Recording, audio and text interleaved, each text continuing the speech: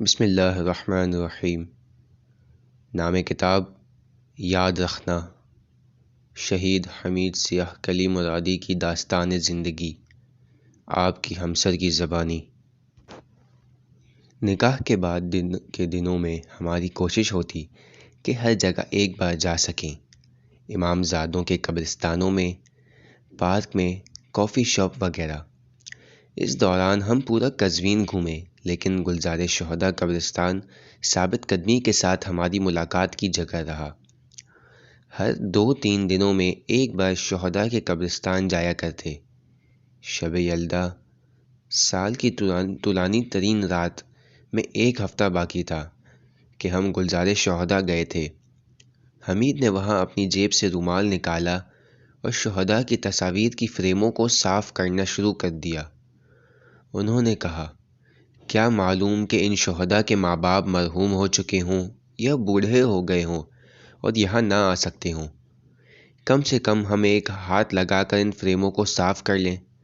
حمید چاہتے تھے کہ جب ہم گاڑی خریدیں تو ڈگی میں رنگ کا ایک ڈبہ رکھ کر گلزار شہداء لے آئیں، تاکہ جن قبروں کے پتھروں کا رنگ ہلکا ہو گیا ہو انہیں رنگ کر دیں۔ گلزار شہداء سے ہم پیدل بازار کی جانب گئے۔ حمید چاہتے تھے کہ میری پسند کے مطابق شب یلدا کی مناسبت سے میرے لیے تحفہ خریدیں۔ بازار کے داخلی حصے ہی سے ہم نے کالی چادر خریدی۔ ہم خریدنے کے لیے گھڑی کا انتخاب بھی کر رہے تھے کہ پھپھو کا فون آ گیا اور انہوں نے دعوت دی کہ رات کے کھانے پر ان کے یہاں آ جائیں۔ ہماری خریداری ختم ہوئی تو پھپھو کے گھر گئے۔ حمید کی بہن فاطمہ خانم بھی وہاں پر تھیں۔ اس محبت اور پرخلوص تعلق کے باوجود جو میرے اور حمید کے درمیان موجزن تھا، ہم دوسروں کے سامنے عامیانہ رویہ رکھتے تھے۔ ہم چاہتے تھے کہ اگر ہمارے درمیان بزرگ موجود ہیں تو ان کا لحاظ رہے۔ یہ بات دوسروں کو اس قدر عجیب لگتی تھی کہ حتیٰ فاطمہ خانم کے لیے بھی سوال تھا کہ ہم ایک دوسرے سے علیحدہ ہو کر کیوں بیٹھے ہیں۔ میرا اندازہ ٹھیک تھا، کیونکہ واپسی پر حمید نے کہا، آپ جانتی ہیں آپی نے کیا کہا؟ مجھ سے سوال کیا کہ کیا تم فرزانہ سے ناراض ہو؟ پھر کیوں ایک دوسرے کے ساتھ نہیں بیٹھتے؟ میں نے کہا، ان کی نظروں سے صاف ظاہر تھا کہ یہ ان کے لیے ایک سوال ہے۔ آپ نے کیا جواب دیا؟ حمید نے کہا، میں نے آپی سے کہا، کچھ چیزیں ادب کا تقاضا کرتی ہیں۔ میں اور فرزانہ ایک دوسرے کے ساتھ خوش ہیں، لیکن یہ ضروری نہیں کہ ہمیشہ ایک دوسرے کے ساتھ بیٹھیں۔ میں اپنے امی اور ابو کے گھر میں اس بات کو ترجیح دیتا ہوں کہ اپنی ماں کے پاس بیٹھوں۔ اگر ہم تنہائی میں ایک دوسرے کو میری جان، میری زندگی پکارتے تو دوسروں کے سامنے ایک دوسرے کو نام سے بلاتے۔ حمید مجھے خانم کہتے اور میں انہیں آغا حمید کہتی۔ ہم نہیں چاہتے تھے کہ دوسروں کے سامنے ایسے ظاہر کریں کہ ہماری زندگی ان سب سے الگ ہو گئی ہے۔ خدا حافظی کے بعد ہم پیدل ہی میرے گھر کی طرف چل پڑے۔ معمولاً جہاں تک ممکن ہوتا ہم ہر جگہ پیدل ہی جاتے۔ رات کے اس پہر سڑکیں سنسان تھیں۔ میں فٹ پاتھ پر چڑھ گئی اور حمید نے میرا ہاتھ نیچے سے پکڑ لیا تاکہ میں گر نہ جاؤں۔ سارا راستہ ہم باتیں کرتے ہوئے پیدل آئے۔ اس حد تک ہم باتوں میں مگن تھے کہ راستے کی طوالت محسوس نہ ہوئی۔ یوں پورا راستہ پیدل آ گئے۔ حمید آدھا گھنٹہ ہمارے گھر رکے۔ صحن میں خدا حافظی کے وقت میں نے حمید سے کہا، کیونکہ شب یلدا بابا رات کو ڈیوٹی پر ہوں گے، اس لیے آپ ہمارے گھر آ جائیں۔ نکاح کے بعد کے عرصے میں صحن میں ہماری خدا حافظی تقریباً 1 گھنٹہ طولانی ہو جاتی۔ بعض دفعہ ہماری خدا حافظی حمید کے آنے کی واقعی مدت سے زیادہ طویل ہو جاتی۔ یہاں تک کہ یہ بات میری دوستیں بھی سمجھ گئی تھیں۔ جب بھی وہ فون کرتیں تو امی ان سے کہتیں کہ ابھی صحن میں اپنے شوہر سے بات کر رہی ہے، آدھے گھنٹے بعد فون کریں۔ جب آدھے گھنٹے بعد فون آتا تو ہم تب بھی صحن میں محو گفتگو ہوتے۔ ایسا لگتا تھا کہ دنیا و ما فیہا سے بے خبر ہو گئے ہیں۔ خدا حافظی کے وقت باتیں یاد آ جاتی۔ پھر جب جدا ہوتے تو موبائل پر میسج کرنے اور فون کرنے لگتے۔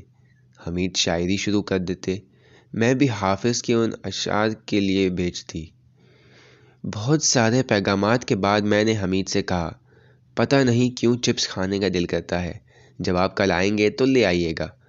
حمید نے میسج کا جواب نہیں دیا۔ مجھے لگا شاید تھکن کے باعث سو گئے ہیں۔ میں نے میسج کیا، خدایا میری محبت کی نیند کو آرام بخش قرار دے، شب بخیر حمیدم۔ مجھے نیند نہیں آ رہی تھی تو پڑھائی میں مشغول ہو گئی اور ایک نظر درسی کتابوں پر ڈالی۔ زیادہ دیر نہیں گزری تھی کہ حمید کی کال آئی۔ مجھے حیرت ہوئی۔ فون اٹھا کر میں نے کہا، مجھے لگا آپ سو گئے ہیں۔ حمید، کیا ہوا جان؟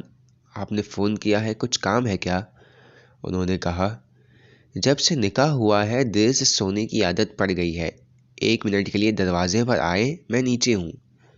میں نے کہا، بہت دیر پہلے ہم نے خدا حافظی کی تھی، پھر آپ یہاں کیا کر رہے ہیں حمید؟ میں نے چادر اوڑھی اور نیچے گئی۔ انہوں نے بہت سارے چپس خریدے تھے، وہ بھی اس سردی میں بائک پر جا کر۔ حیران ہو کر میں نے کہا، حمید جان، میں سردی میں آپ کو پریشان کرنا نہیں چاہتی تھی۔ اگر جانتی ہوتی کہ اتنی جلدی سے لے آئیں گے تو اور زیادہ چیزوں کی فرمائش کرتی۔ وہ ہنس دیے، خریدی ہوئی چیزیں میرے ہاتھ میں دی اور بائک پر سوار ہو گئے۔ میں نے کہا، اب یہاں تک آ ہی گئے ہیں تو کچھ لمحوں کے لیے اوپر آ جائیں، کچھ گرم ہو کر پھر روانہ ہو۔ حمید نے کہا، نہیں عزیزم، دیر ہو چکی ہے، صرف یہاں آپ کو یہ چیزیں دے کر جانے آیا ہوں۔ میں نے مسکرا کر کہا، واقعاً آپ نے مجھے شرمندہ کر دیا حمید، اب میں چپس کھاؤں یا شرمندہ ہوں؟ موسم خزاں کے آخری دن میں امی کے ساتھ رات کا کھانا بنانے میں مشغول تھی کہ حمید نے میسج بھیجا، خانم، اگر پڑھائی اور کوئی امتحان نہیں ہے تو میں آپ کے گھر جلدی آ جاؤں؟ ہمیشہ ایسا ہی کرتے، جب چاہتے کہ ہمارے گھر آئیں تو پہلے میسج کرتے۔ میں نے مذاق میں ان کا جواب دیا، اجازت دیں کہ میں دیکھوں وقت ہے یا نہیں۔ انہوں نے جواب لکھا، اپنے سیکرٹری کو کہیں کہ ملاقات کے لیے کوئی وقت دیں تاکہ ہم آپ کے پاس آ سکیں، ہمارا دل آپ کی یاد میں ہے۔ میں نے کہا، آغا حمید آ جائیں، ہم آپ کے دیدار کے مشتاق ہیں، جب بھی آئیں ہماری آنکھیں آپ کے قدموں میں بچھائیں گے۔ ایسا لگتا تھا کہ انہوں نے گلی کے کنارے سے ہی میسج بھیجا تھا۔ میرا میسج بھیجنا تھا کہ 2 منٹ نہیں گزرے تھے اور انہوں نے دروازے کی گھنٹی بجائی۔ یہ ہماری مشترکہ زندگی کی پہلی شب یلدا تھی۔ کھانا کھا چکے تو ہم نے رات گزارنے کے لیے کپڑا بچھا لیا اور درمیان میں تربوز رکھ دیا۔ فاطمہ فال نامہ نکالنے لگ گئی تھی، پھر اس نے میرا ہاتھ پکڑا اور بولی، میں چاہتی ہوں کہ آغا حمید کے سامنے آپ کی زندگی کی فال نکالوں۔ مجھے اور حمید کو فال پر یقین نہیں تھا، لیکن صرف سرگرمی کے طور پر بیٹھ گئے کہ دیکھیں نتیجہ کیا ہوتا ہے۔ جو کچھ بھی فاطمہ بولتی، فال اس کے برخلاف کہتی۔ میں حمید کو دیکھ رہی تھی۔ جب فاطمہ نے میرے ہاتھ کی تمام لکیروں کی تفسیر و تعبیر بیان کر دی تو میں نے اپنا ہاتھ ہٹا لیا اور ہنستے ہوئے حمید سے کہا، دیکھا، آپ مجھ سے محبت نہیں کرتے، فال نے بھی ایسا ہی کہا ہے۔ میرے ہاتھ کبھی نہ درد کریں کہ ایسا شوہر منتخب کیا ہے میں نے۔ ہم دونوں ہی ہنسنے لگ گئے۔ حمید نے فاطمہ سے کہا، ماموں کی بیٹی، میں بھی تو دیکھوں کہ کیا آپ ہم دونوں کی زندگی خراب کر کے آج رات لڑائی کروا سکتی ہیں یا نہیں۔ آدھی رات تک میں اور حمید ایک دوسرے سے باتیں کرتے اور سنتے رہے۔ ہمیں عادت ہو گئی تھی۔ عام طور پر جب بھی وہ آتے ہم رات 12-1 بجے تک بیٹھتے اور باتیں کرتے، لیکن وہ رات نہیں رکتے۔ خدا حافظی کے وقت سیڑھیوں پر دوبارہ باتیں کرنے لگتے۔ جب امی نے دیکھا کہ ہماری باتیں لمبی ہو گئی ہیں تو وہ ہمارے لیے چائے اور تربوز لے آئیں۔ ہم نے وہیں پر تربوز کھایا اور چائے پی۔ ہماری توجہ بالکل بھی سرد ہو اور گزرتے ہوئے وقت کی جانب نہ تھی۔ خدا حافظی کے وقت جب حمید نے راہداری کا دروازہ کھولا تو ہمیں اندازہ ہوا کہ بہت زیادہ برف آ چکی ہے۔ پورا صحن اور باغیچہ سفید پوش ہو چکا ہے۔ حمید دھیان سے چلتے ہوئے برف پر سے گزرے، ہاتھ ہلایا اور چلے گئے۔ برف پر حمید کے قدموں کے نشان ان قدموں کی طرح تھے جو انسان کسی مقصد تک پہنچنے کے لیے اٹھاتا ہے۔ بہت عرصے تک وہ نشانات میری آنکھوں کے سامنے تھے۔ حیف کہ اس رات انہوں نے یہ راستہ اکیلے طے کیا اور پھر بہت کم یہ ماجرا تکرار ہوا۔ شب یلدا کے اگلے دن ہم نے وہ کالی چادر جو حمید نے میرے لیے خریدی تھی اسے ناپ کے مطابق سیا۔ ان دنوں میں چاہتی تھی کہ چادر کو آگے سے پہنوں اور میرا حجاب بہتر ہو جائے۔ یہ چادر اس بات کے لیے بہانہ بن گئی کہ اس دن کے بعد سے میں اسی طرز کی چادر پہنوں۔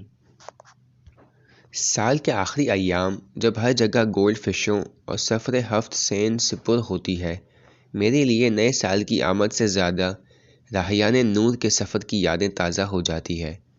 انٹر کا دوسرا سال جب سے میں نے مناطق جنوب میں قدم رکھا، تب سے میری خواہش ہوا کرتی ہے کہ ہر سال شہداء میری دعوت کریں تاکہ ان کی مہمان بن سکوں۔ اس پہلے سفر ہی سے شہداء نے مجھے اپنا شیدائی کر لیا تھا، حالانکہ میں نے اور میری دوستوں نے اس سفر میں خوب مزہ لیا تھا۔ ہم قافلے کے اکثر پروگراموں میں گڑبڑ کر دیتے اور زیادہ تر مذاق مستی کے موڈ میں ہوتے، لیکن شہداء کی مٹی میں اور اس سفر میں کچھ ایسا جذبہ تھا کہ جس کے باعث میں ہر سال اسفند کے آخر میں راہیان نور کے سفر کی مشتاق ہوتی۔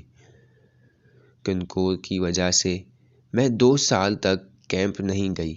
میں چاہتی تھی کہ اس سال کسی بھی طرح جاؤں۔ جیسے ہی یونیورسٹی میں قافلے کی روانگی کی تاریخ طے ہوئی، میں نے حمید کو میسج بھیجا۔ میں چاہتی تھی کہ ہم دونوں ہی رضاکارانہ طور پر اس کیمپ میں شریک ہوں۔ انہوں نے جواب دیا، کچھ مہلت دیں کہ میں اپنے کاموں کا جائزہ لوں۔ سال کے آخر میں چھٹی کا ملنا مشکل ہوتا ہے۔ ظہر کے بعد امی کے ساتھ آپ کے گھر آؤں گا، نانی سے بھی مل لوں گا اور بتا دوں گا کہ آنا ممکن ہے یا نہیں۔ نماز مغرب ختم ہوئی تو میں نے دیکھا کہ دادی نے ہمیشہ کی طرح اپنے ہاتھوں کو بلند کیا ہوا ہے اور جان نماز پر سب کے لیے دعائیں کر رہی ہے۔ میں ان کے نزدیک ہوئی اور کہا، دادی 2 سال سے میں کیمپ پر نہیں جا سکی ہوں، دعا کریں کہ اس سال میری قسمت میں ہو۔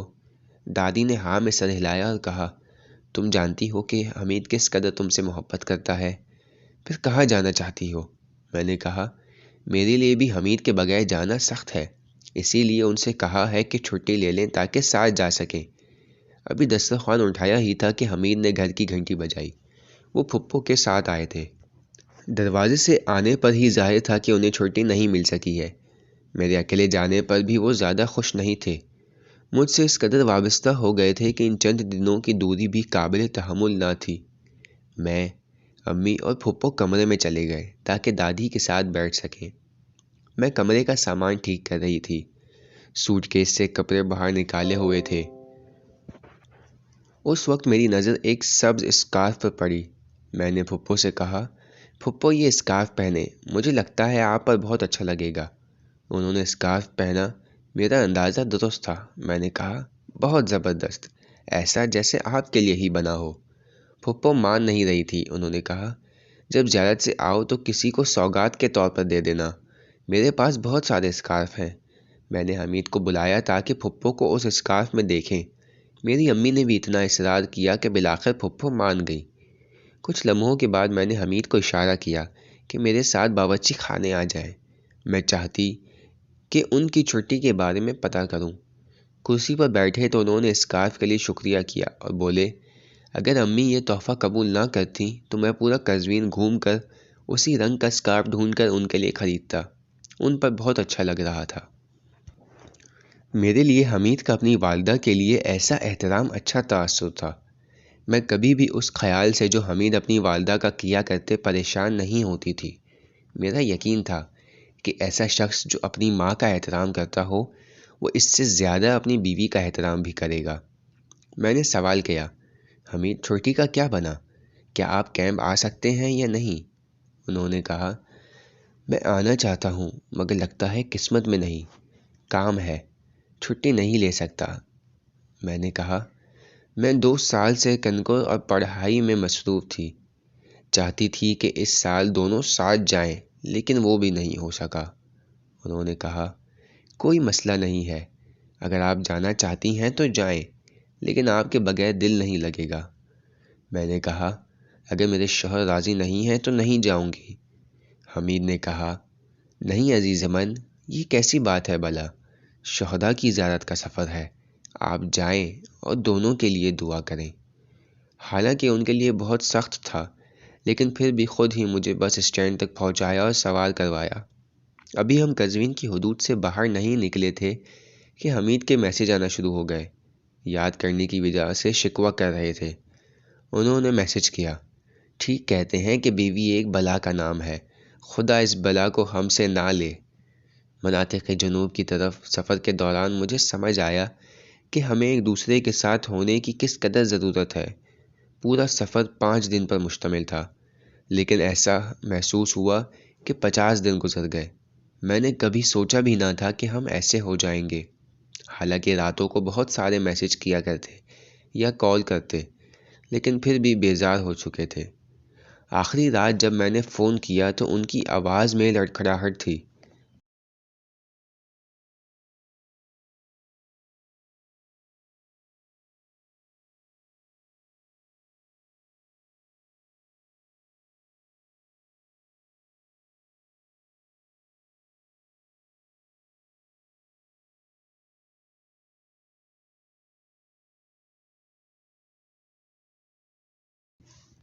حمید نے کہا،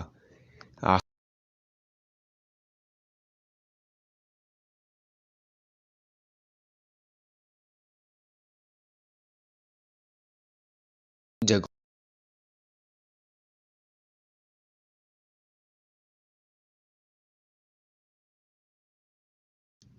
جب بھی اس کے نزدیک سے گزرتی ہوں تو ایسا لگتا ہے آپ وہاں کھڑے ہیں۔ وہ ہنس دیے اور بولے، شہید ہمت کہاں اور میں کہاں؟ میں تو بس یہ چاہتا ہوں کہ شہید ہمت کا ایک کارندہ بن جاؤں۔ میری حالت بھی قابل بیان نہ تھی، لیکن نہیں چاہتی تھی کہ فون پر اس تکلیف کا اظہار کروں، کیونکہ مجھے معلوم تھا کہ حمید اس طرح مجھے اور زیادہ یاد کریں گے۔ حالانکہ میں شہداء کی مہمان تھی، لیکن یہ دن مشکل ایام تھے۔ شہداء کے پاس بھی ٹھہرنا چاہتی تھی اور ساتھ ہی حمید کے پاس پلٹنا بھی، شاید اس لیے کہ ایسا لگتا تھا دونوں ایک ہی مٹی سے ہیں۔ واپسی کے راستے پر حمید نے بہت بار فون کیا۔ وہ جاننا چاہتے تھے کہ کس وقت قزوین پہنچوں گی۔ جب بس سے اتری تو سڑک کے دوسری طرف ان کی بائک کھڑی تھی۔ گرم جوشی سے انہوں نے میرا استقبال کیا۔ جب ہم بائک پر سوار ہو گئے تو ایک ہاتھ سے وہ بائک چلا رہے تھے اور دوسرے ہاتھ سے میرا ہاتھ مضبوطی کے ساتھ تھاما ہوا تھا۔ کچھ بول نہیں رہے تھے۔ میں چاہتی تھی کہ کچھ بولوں تاکہ خاموشی کا اس حصار کو توڑوں، لیکن ان کا میرے ہاتھ کو مضبوطی سے پکڑنا ہی میرے لیے ایک دنیا کے برابر الفاظ رکھتا تھا۔ جب مناتے کے جنوب سے واپس آئی تو عید میں چند دن سے زیادہ باقی نہ تھے۔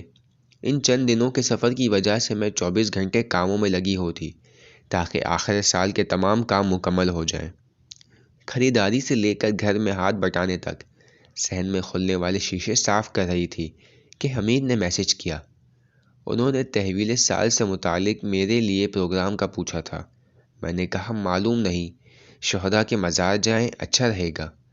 انہوں نے کہا میں چاہتا ہوں کہ ہم قم جائیں۔ انہوں نے طے کر لیا تھا کہ تحویل سال کے موقع پر حرم بی بی معصومہ سلام اللہ علیہا میں ہوں۔ میں نے کہا حمید، سال کے آخر میں سڑکوں پر بہت رش ہوتا ہے اور ہمارے پاس گاڑی تو ہے نہیں، ہمارے لیے مشکل ہو جائے گا۔ انہوں نے کہا آپ اپنے والدین سے اجازت لے لیں، خود ہی کوئی نہ کوئی بندوبست ہو جائے گا۔ میں نے آپ کو بی بی معصومہ سلام اللہ علیہا سے لیا ہے، میں چاہتا ہوں کہ جا کر ان کا شکریہ ادا کروں۔ میں نے امی ابو سے اجازت لی کہ ایک دن کے لیے جا کر واپس آ جائیں گے۔ 29 اسفند کو طلوع آفتاب سے پہلے ہم روانہ ہو گئے۔ ہم چاہتے تھے کہ ٹریفک زیادہ ہونے سے پہلے ہی کسی جگہ پہنچ جائیں، لیکن سڑکوں پر بہت رش تھا۔ ایسا لگتا تھا کہ سب نے نیت کی ہے کہ تحویل سال کے موقع پر حرم میں ہوں۔ بہت مشکل سے قم پہنچے۔ تحویل سال میں ابھی 1 گھنٹہ باقی تھا۔ ہم ظہر کے بعد 2 بجے حرم میں تھے۔ جب ہم اندر زیارت پر جانے کے لیے ایک دوسرے سے علیحدہ ہو رہے تھے تو خیال ہی نہ آیا کہ ملاقات کے لیے کوئی جگہ مقرر کر لیں۔ ہمیں لگا کہ موبائل ہے اور زیارت کے بعد فون کر لیں گے۔ یوں ہم گئے اور پھر گم ہو گئے۔ موبائل پر سگنل نہیں آ رہے تھے۔ چند بار ایک صحن سے دوسرے صحن حمید کی تلاش میں چکر لگائے۔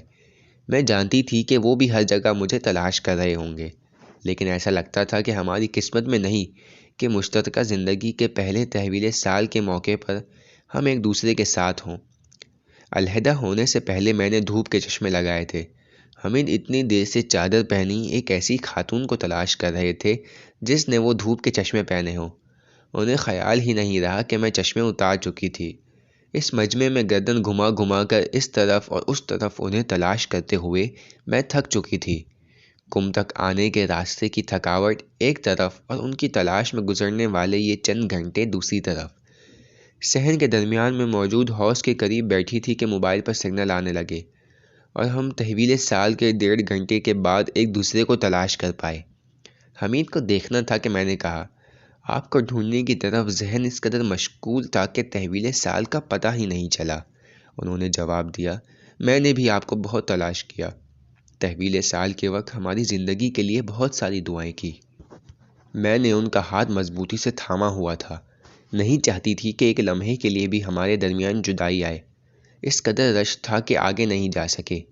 اسی جگہ پر صحن میں ذریعہ مقدس کے روبرو حمید نے کہا، خانم، میں اپنی خانم کو یہاں لایا ہوں، دیکھیں، میں آپ کا مشکور ہوں کہ آپ نے مجھے میرے عشق سے ملا دیا۔